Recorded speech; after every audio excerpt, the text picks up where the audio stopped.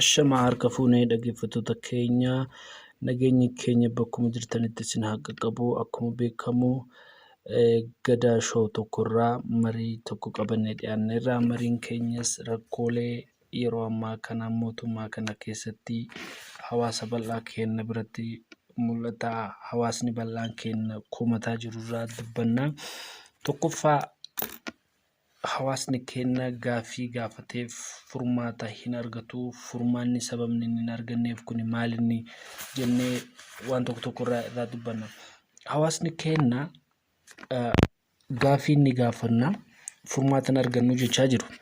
Daandii ni gaafanna, hospitaala ni gaafanna, bishaan qulqulluu ni gaafanna, nageenya keenya ni gaafanna. Kunniin rakkoolee nuti taanee jiru kan jedhu kanarraa mootummaan akka mootummaatti wantoota hawaasni gaafatan kana kennuufin dirqamallee hojii isaa jalqaballee. Garuu rakkooleen jiran maalinni caaseffama mootummaa keessatti mootummaan caaseffama qabaa. Caaseffama kana keessatti tokkoffaa muummee ministeeraa, pirezidaantii, godina, aanaa akka jedhamee adda ba'a. Fakkeenya muummee ministeeraa paarlaamantii walitti qabee aanutii jiran cufarraa bakka takka qabee rakkoolee paarlaamantiiwwan achi fidan san wajjin mari'atanii kallattii kaa'uun fi furmaata itti laachuudha. Akka muummeetti daayirekshinii kennuudha. Garuu rakkoon jalqabaa dhufu maalinni uummanni keenya yeroo paarlaamantii filatu paarlamaa namni ta'u sun uummata sanis hin beeku, uummanni sunis nama san hin beeku.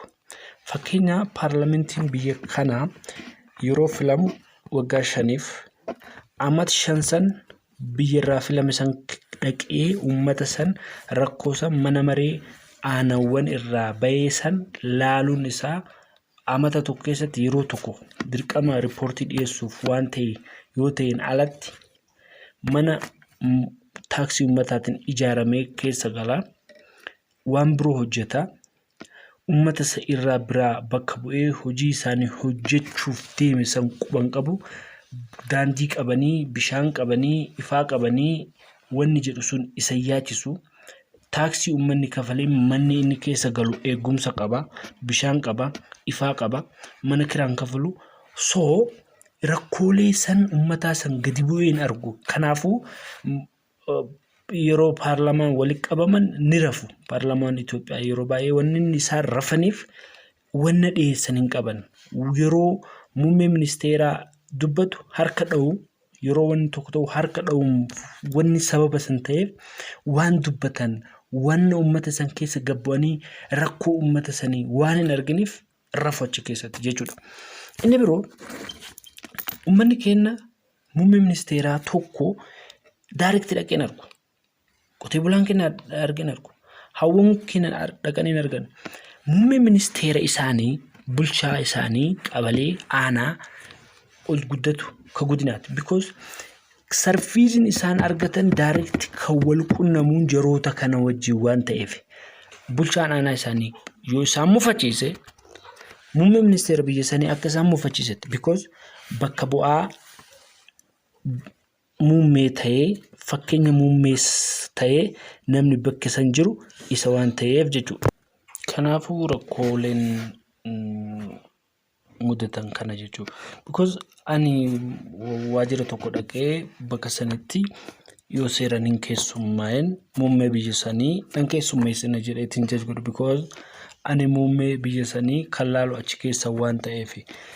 Inni biroo kaabineewwan yeroo ammaa mootummaan kun qabu irra caalaan isaanii fedhii uummata tajaajiluu, fedhii uummata kana ceesisuu, fedhii uummata kana hiyyummaa keessaa baasuu caalaa salaarii yookiin mindaa waan kafalamuuf sababa mindaa fedhii uummata tajaajiluu caalaa mindaa caalsisanii waan yaadaniif rakkooleen hawaasummaa biyya kana keessatti easy way furamuu hin danda'amne.